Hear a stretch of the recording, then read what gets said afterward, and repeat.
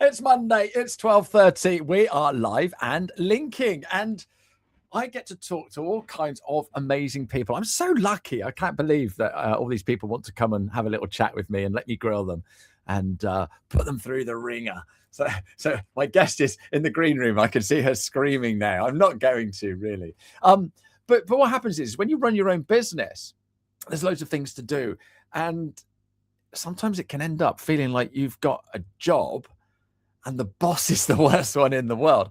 And we, some of us want to escape that. Some of us don't want to be stuck in the same place. Some of us want an adventure. So who are we going to chat to that can tell us all about an adventure? Let's bring in Karen King. Hello, Karen. How are you? Good. How are you? I'm absolutely fantastic. So you need to tell everybody who you are, where you are, and what you do. I am Karen King. I am the Escapepreneur. I am currently in South Africa, one of 60 countries that I've been to now. And I help people escape the hustle of their business and turn it into a freedom business. So that is the short version of who I am. Right. Okay. So I've just put a message in the group chat for my family and I better turn my phone off. But I turned around and I said to them, I said, look, I've got this live show and then I'll be going down the beach. So there's a few, they said like, yes, they're coming. So I might be meeting my kids on the beach after this show. I've got more appointments this afternoon, but it's not that far away. So am I an escapepreneur? Absolutely. If you have the freedom to choose how you work and when you work and where you work and all of those things, in my eyes, absolutely. It's about having the freedom to choose, which, so many people don't do. They launch a business to, have this freedom, the financial freedom, the time freedom, all of that. And then they get stuck hustling day in, day out. And so often, so many of our customers say, I've just got another job. So having that freedom is the key point in my eyes. Yeah, but the bottom line is you've got another job where the boss sucks. That's the trouble. That's the trouble, isn't it? Okay, so where are you from originally? Because that's not a South African accent, is it? No, it's an Australian accent. So we're Aussies. Okay, and you said you've been to 60 countries. That's crazy. That is crazy. It is. It's been a wild adventure. In 2014, I was running a cake decorating business, so slightly different to where I am right now. And I'd been doing that for about 5 years, loved it, but I had created that business that I was stuck in. I was working really, really hard.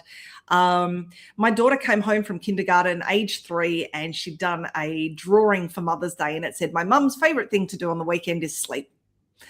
And, that was a bit of a wake-up call. So we went on a vacation for 7 weeks, traveled through South America, and then up and did Disney World for a little while. And during that, I heard the phrase location independence, blew my mind. And then, of course, with 2 kids in tow, I said, well, how are we going to educate them? And that's when I learned the word world schooling. And so we sold everything in 2015. World schooling. World schooling, yes, education through travel. So took my kids out of school, and my daughter learned how to count going up and down stairs, subways, and in London and Madrid and all of these sorts of things. So so we've been traveling the world now for 10.5 years. Wow. I stopped you mid-sentence. You said you sold everything. Everything. So you were like everybody else. You had a normal house, a normal. Did you have a significant other? Yes, absolutely. My husband. Yep, right. And 2 kids. So absolutely typical. It's right. Mum, dad, 2 kids, house, mortgage, the lot, car, job, self-employed, all that sort of malarkey. Brilliant. Yes. And you just sold everything lock, stock, and barrel. Yeah, we just, I've always been kind of impulsive, but, we wanted more out of life. That drawing made me realize that I was doing everything that society said I needed to do to be happy. I had like everything that you've just described. That's the Australian dream, the American dream, all of that. I had all of that. We built our dream house and I was working harder than ever, didn't have, time freedom to chauffeur it. Certainly didn't have as much money as I wanted. And I remember waking up thinking, I don't want to be 80 looking back on my life and having regrets. And so it was actually, I started reading the 4-Hour Work Week, and in the first chapter, it mentions location independent. And I'd always, built websites and done all of these things online, and it blew my mind. And so I turned to my husband and said, how about we sell everything and travel the world full time? And he just rolled his eyes and he said, oh my goodness, what is this? So we spent the next year, we sold our business, sold our house, sold the majority of our possessions, put the rest into a storage unit, which over the years we've whittled down to maybe 4 boxes. And Wow. 2016, we just headed off. And so have you been back to Australia since 2016? We go back and visit from time to time, yeah. But we love the adventure. We've just set up. We've got a lease on an apartment in Mexico. My daughter is studying to do aerial arts. And so we need to be quite settled for a little while, but I made it to 4 months or 3 months. And I said, I feel like I'm climbing the wall. So I'm now off on another adventure. Just myself, my husband and daughter are back in Mexico, and I'm here in South Africa for the next few months. So, wow, yeah. That's madness. That is complete madness. So how do you guys make money then? Because if you sell your house, it's only going to last a certain amount of time, isn't it? Yeah, absolutely. So I've done all sorts of things over the years. The first thing that I moved into was building websites for people, because I'd done it for myself for years. And so I spent a long time doing that. That turned into running a course online, helping people build websites. That led to automation. And ultimately, sort of at one stage, I was also running a travel business. So I was doing trips. We've taken families to Indonesia and Egypt and all of this.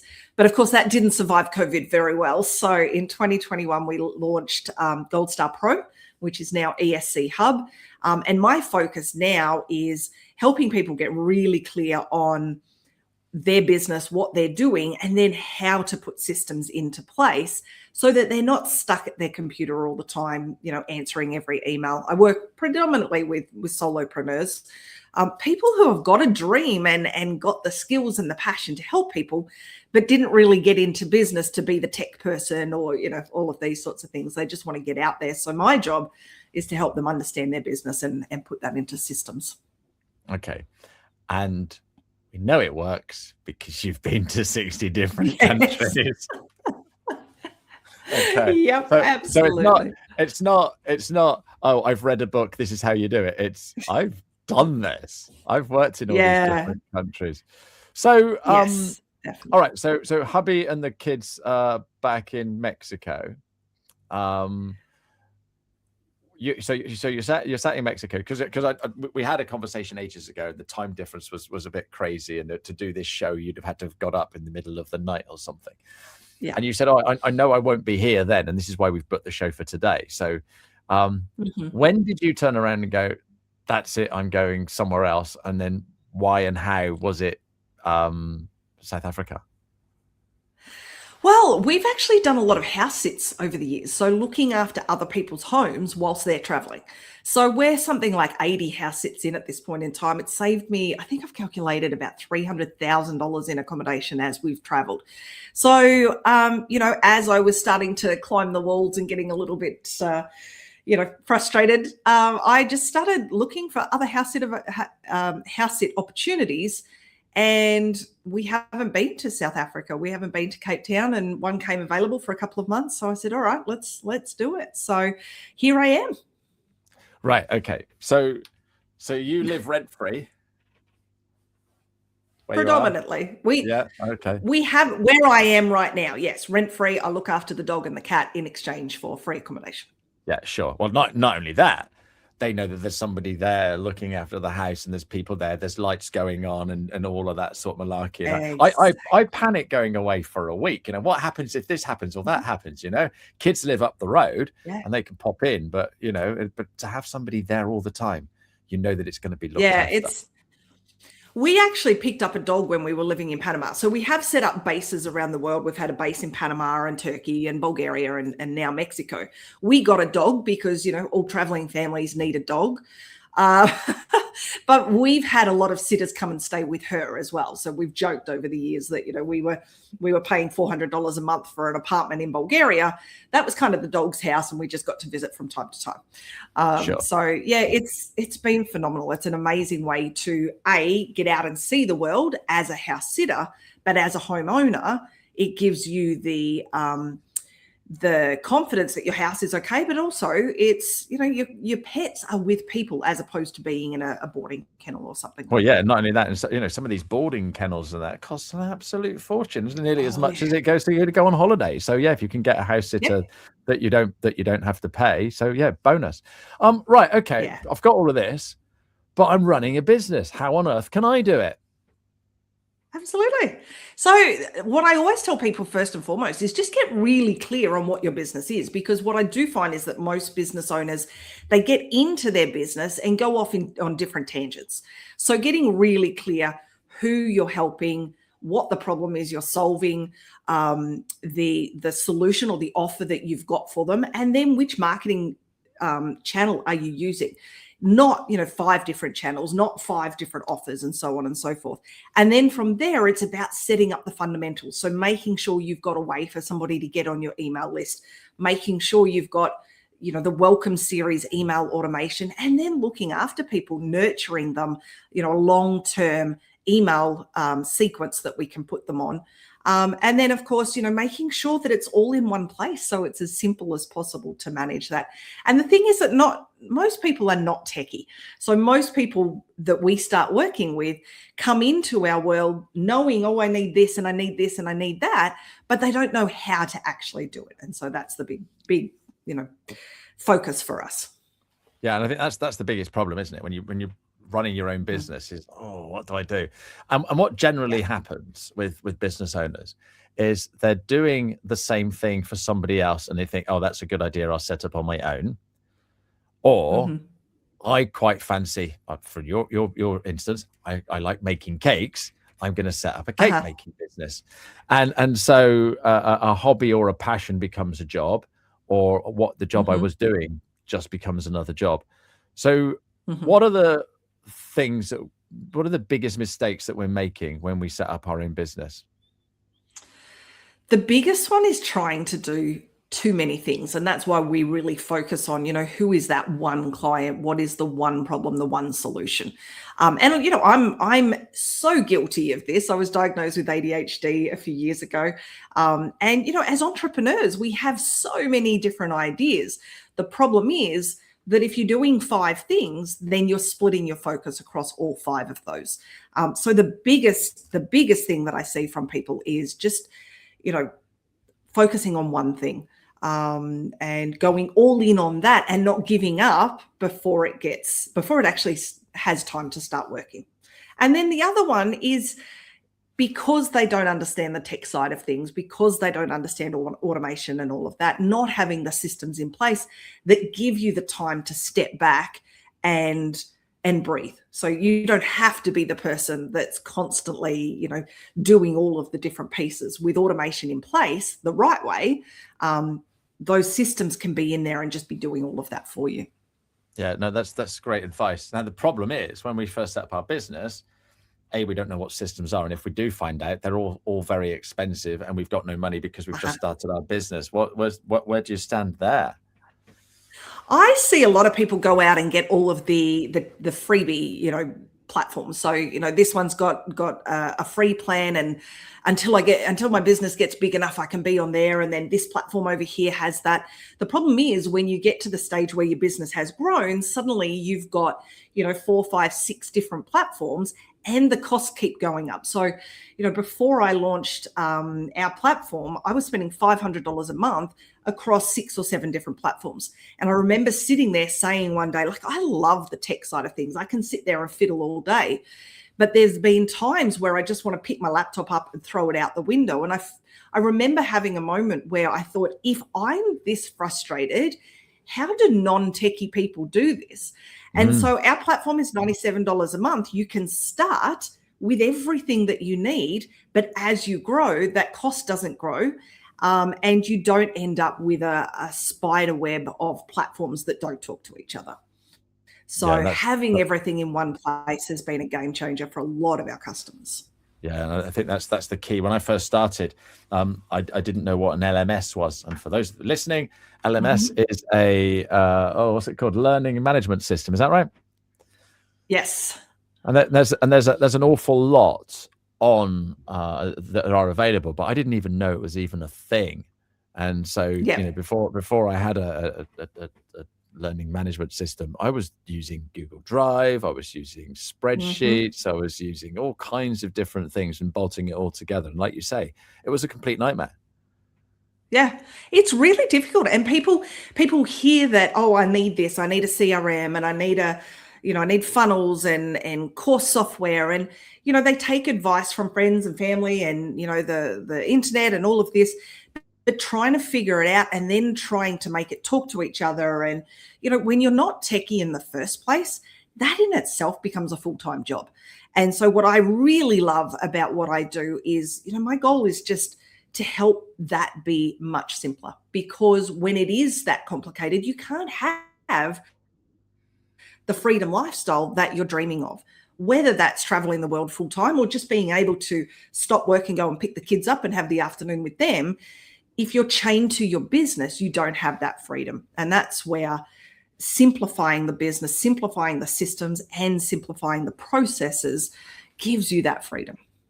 Absolutely. I've got somebody here saying, hey, Karen, unfortunately, their name's not coming up. So I've just got LinkedIn users. So if you add another comment and tell us who you are, we'll give you a proper shout out. But yeah, if you've got any questions for Karen, then just drop them in the chat and we'll bring them up on. We won't bring you in. You don't worry, but we'll give you a mention and find out. So these platforms, right? You're saying you've got just one platform and that does absolutely everything. Yep. Our platform is ESC Hub, and it literally, for a small business owner, it replaces the need for pretty much everything else. So from email marketing to funnels to websites, even contract signing and, all of those sorts of things. Outside of, say, Stripe and Zoom, you can pretty much do everything inside of the platform. So. Yeah, that makes an awful lot of sense, and it's all in one place, and that does it for you. It's Shahida. So hi, Shahida. Thank you so much for coming on and saying hello. So you actually run a community, is that right, Karen? Yes, yeah. So we have the Escape Club. So the community itself is designed. We have two different plans. One is for people that are just getting started, and that sort of gets people in so they can start mapping their business out. And then beyond that, they move into our Freedom System plan, where we help start building out the actual systems. But we also have a Facebook community as well, which is business owners. Now I've forgotten the name because I just rebranded it the other day. Business Owners Building Freedom, I think is the new name that we've just gone with. Oh, Shahida's is Shahida one of the members of the Facebook group? I don't recognize the name, but we have a lot of people in there. All right. Well, if you are and you are a member, then just drop the link in and we can share that as well. But you can put that link in afterwards. So that's free to join. Is it that one, Facebook? The Facebook community, yes, free to join. And then for our paid one, where we start working with people, it's only $37 a month, and we do, weekly coaching call or weekly live calls. So like sessions, we had you come in and do a session with our community recently. Being a business owner goes beyond the software. So I love teaching the software side of things, but I appreciate that is just one part. So instead of me trying to be the expert on everything, I stay in my lane and focus on that, and we bring people in. So we do networking calls, we have guest expert calls, and then we have a once a month masterclass as well. So lots of support in there. Yeah, absolutely. And I think that's the hardest thing, is when you are running your business. Okay, so I'm watching this, all right, and I'm an accountant.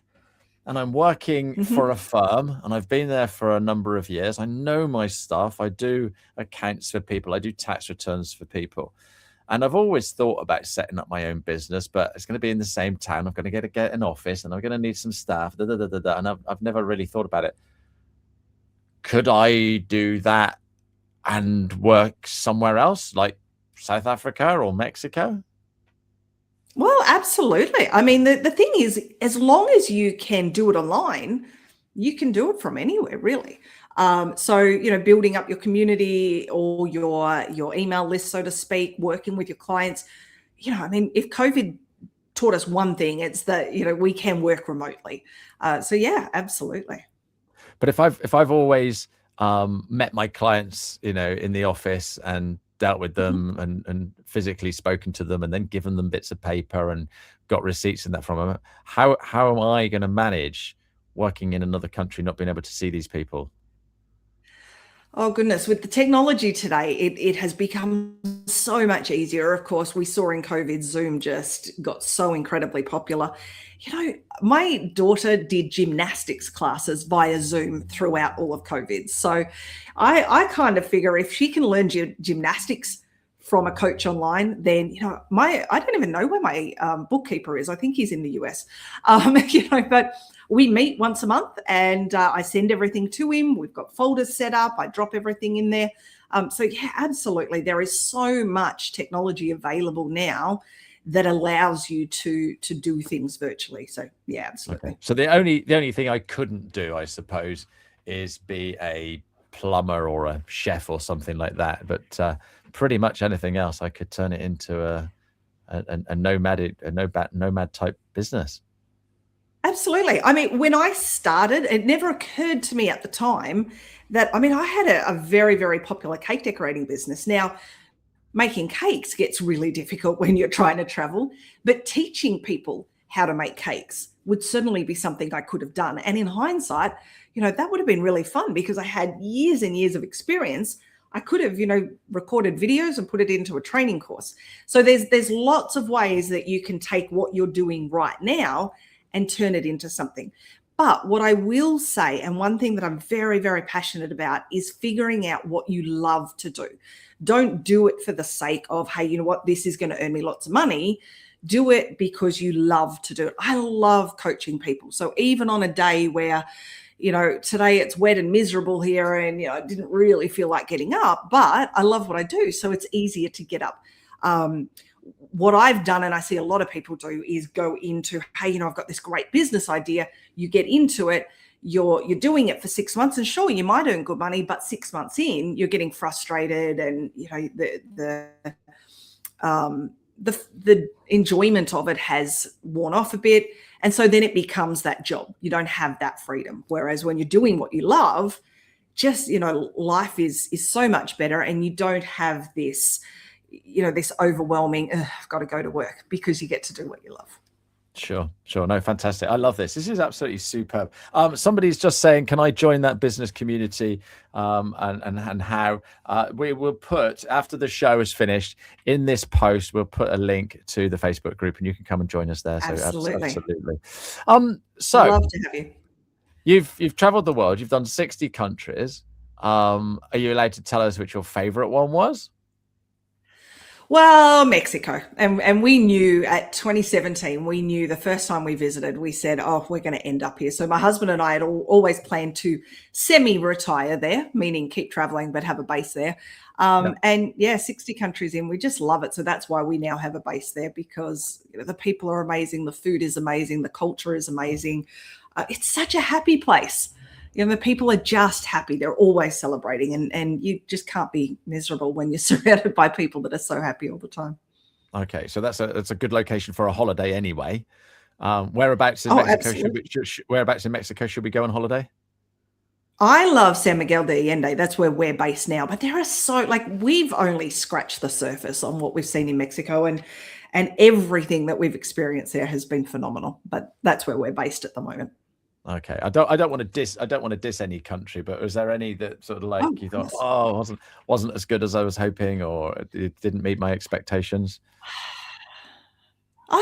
Every single one of them has been an amazing experience. China was harder because, at the time, Google Maps and Google Translate and all of that didn't work. So that made life really hard. But I wouldn't say there's ever been a country that we didn't enjoy, because we lived in Bulgaria for 2.5 years, or we were based there. That was harder because the culture is very different. But it's still an experience. Like it's Yeah, no, still, it's I just love fantastic. getting up in the morning and even just trying to figure out how to go to the supermarket or how to, whatever the case may be. All of that is an adventure, and it's fun. Superb. And what's the best thing that you've done while you've been away and you're traveling? What's the most amazing thing that's happened? Oh my goodness. There's just been so many. Oh goodness. I don't know. There's just literally been so many things that have come up. From having Christmas in China, our very first Christmas was in China. Little things. Now that I say that, it's the little things that you wouldn't expect that have actually created the memories that we always talk about. So, Yeah, yeah. trying to buy a Christmas tree in China was really, really difficult. Like I would have expected that it was much, much easier than that. Just, little things like that. And we've had, phenomenal house sits around the world, incredible experiences. We haven't played tourist as much as, some people might expect. When we left Australia, we were on a very, very tight budget because in the beginning, I wasn't working and my husband had been made redundant. And so we were really, really strict on our budget. It was like 2,000 US a month or something.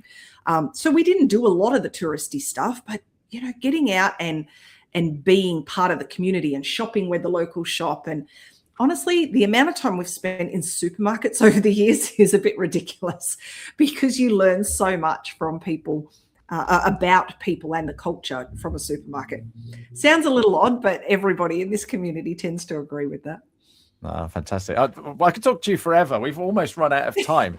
But I do have time to roast your post if you're up for it. Oh, goodness. And so Absolutely. basically, all I do is I look at one of your posts on LinkedIn and just rip it to shreds, or basically to give you a little bit of a help with things Yes. that we may do it better. Are you up for this? Absolutely. I preface it by saying I'm really just, finding my feet on LinkedIn. Roast my post, roast my post.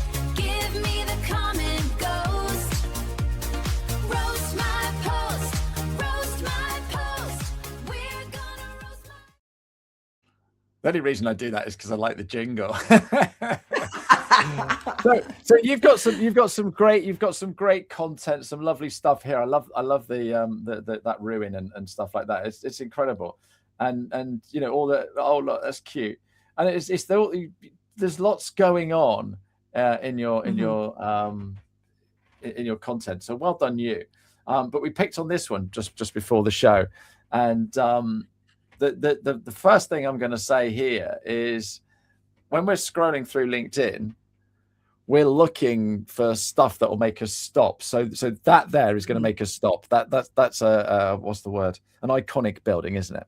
Yeah. Yeah. That there looks like AI, and it is because we've had that conversation before. So it would be better if we had a photo of you. You don't have to be tearing up, but by showing your photo more, people start to get to know you, like you, and trust you, and start seeing you more. And it's that Karen again. Oh, it's that Karen again. And so that would be my thing there. And then what you're doing here is you're telling us what happened rather than inviting us in. So what I would have done here is, do you ever get teary when talking to a client? Yeah, or do your emotions ever get the better of you? Something like that. Because then I'm starting to read that and I'm thinking, oh God, yeah, that's me. Because you've asked me a question. Yeah. Whereas this is, it's just I don't know what this is. It's just I can't be bothered to read it, and they'll scroll on. So that's the thing. And then what you've also done is you've turned it into, I'm selling you something. Yeah.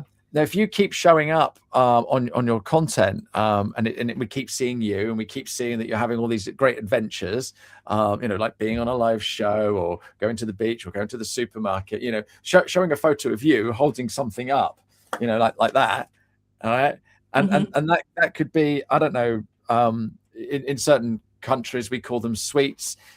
In Australia, it's all lollies, isn't it? It's sort of like, here's a pack of lollies, but we don't call them lollies, and just sort of like, and things like that. So different things around the world mean different things to different people. You know, you could have done a picture of you holding up a Christmas tree doing that. Because you can, you know, I've never, you know, I didn't think it'd be hard to buy. So something like that, so we can start identifying with you as the traveling lady and the escapepreneur and all of that, and then we'll start, you know, oh my God, where is she this week? What's she doing now? You know, what's happening? And it's all that sort of stuff, which then, you know, I want to be doing that. I want to be doing that. So yeah, that's what I would do with your content. But yeah, it's great content what you're doing, and lots of different things coming in. But steer away from the AI and let's have more Karen. She's always smiling. Yes. So let's have her. Absolutely. Let's have her. Yes, definitely. Like I said, I'm finding my feet. And when I posted that one, I remember thinking, let me do this as a test. And my feeling afterwards was kind of what you've just said. So yeah, we're on the same page. Perfect. Right, we've almost done. Before we say goodbye, I'm just going to quickly give a shout out to Trudy, who's going to come in and talk to us all about disability. She's coming in next week. But how can anyone get hold of you then, Karen? At escapepreneur.com or here on LinkedIn, of course, or head over to our community, and I'll pop the link to that in the show notes as well. Fantastic. Thank you very much, Karen, for joining us today. Thank you to everybody for your comments, and we will see you next week, 12:30 on Monday. Thank you so much for watching or listening to my show this week. I want to bring to you people that can help us running our business. I love having a chat. I'm very nosy, very curious, and I'd love to ask questions. So if you want to be a guest, or if you've got some ideas for guests, let me know. And if you want me to help you with your LinkedIn, get in touch, because I want to give you a voice. Now, that could just be using LinkedIn, but I do other things as well. So I can help you with a podcast, a live show, and all kinds of other amazing things. So get in touch. My name is Ashley Leeds. I'm the 15-minute guy, and you can find me on LinkedIn.